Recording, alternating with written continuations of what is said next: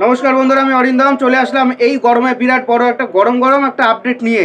আপডেটটা কি, সুপ্রিম কোর্টে কিন্তু 25,000 শিক্ষকের যে স্টেটা কিন্তু পড়েনি। সুপ্রিম কোর্টে আমরা সবাই হয়তো ভেবেছিলাম যে প্রথমে হয়তো স্টে দিয়ে দেবে, তারপরে যোগ্য অযোগ্যদের বাজ বিচার করবে, কিন্তু সুপ্রিম কোর্ট কিন্তু তেমনটা কিছুই করেনি।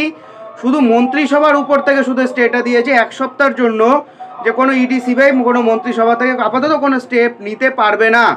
এই 26,000 শিক্ষকের যে চাকরি বাতিল হয়েছে এর জন্য কিন্তু দায়ী হলো মেন হলো ওএমআর শিট, এবং এর জন্য রাজ্য সরকার হলো 100% দায়ী। যে 26,000 শিক্ষকের জীবন নিয়ে খেলছে পুরোপুরিভাবে শিক্ষকদের রাজ্য সরকার এর জন্য দায়ী।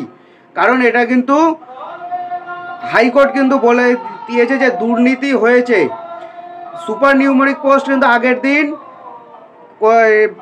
যে আমাদের যে সুপ্রিম কোর্টের যিনি বিচারপতি আছে, প্রধান বিচারপতি VY চন্দ্রচূড় কিন্তু প্রথম দিন ওই দিন কিন্তু বলেছিলেন সুপার নিউমেরিক পোস্ট কোথা থেকে কেন কি করে তোলা হলো হলফনামা আকারে রাজ্য সরকারকে জানাতে হবে আগামী নেক্সট হিয়ারিং।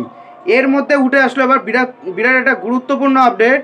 সুপ্রিম কোর্টের স্থগিতাদেশ পেল না যোগ্যদের বিক্ষোভে অবরোধে মাধ্যমিক শিক্ষক ও শিক্ষক সমিতি STEA। নিয়োগ দুর্নীতি অভিযোগে স্কুল সার্ভিস কমিশনে 2016 সালে নিয়োগ প্যানেল বাতিলের নির্দেশ দিয়েছে কলকাতা হাইকোর্টের স্পেশাল ডিভিশন বেঞ্চ। এর ফলে চাকরি হারিয়েছে মোট 26,000 জন। এই রায়ের বিরুদ্ধে সুপ্রিম কোর্টে গেলেও খুব একটা স্বস্তি মিলল না। হাইকোর্টের রায়ের স্থগিতাদেশ এলো না সুপ্রিম কোর্টে, পরের শুনানি হলো আগামী সোমবার।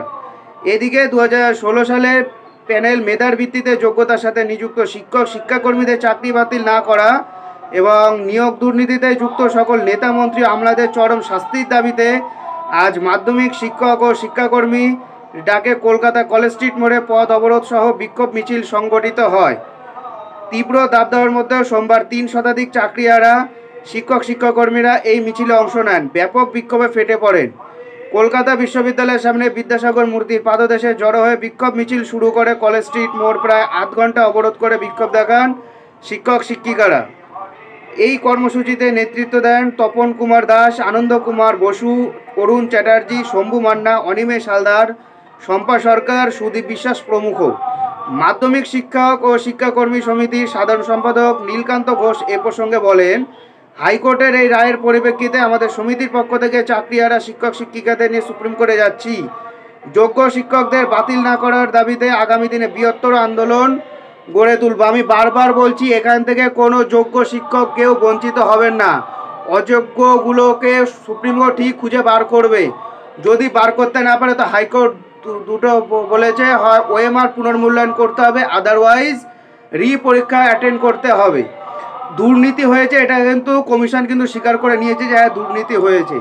এরপরে সোমবারে পরবর্তী আপডেটের জন্য আপনারা চ্যানেলটাকে অবশ্যই সাবস্ক্রাইব করে আমাদের পাশে থাকুন। দেখা হচ্ছে পরের ভিডিওতে। ভালো থাকবেন সবাই। নমস্কার, জয় হিন্দ, বন্দে মাতরম।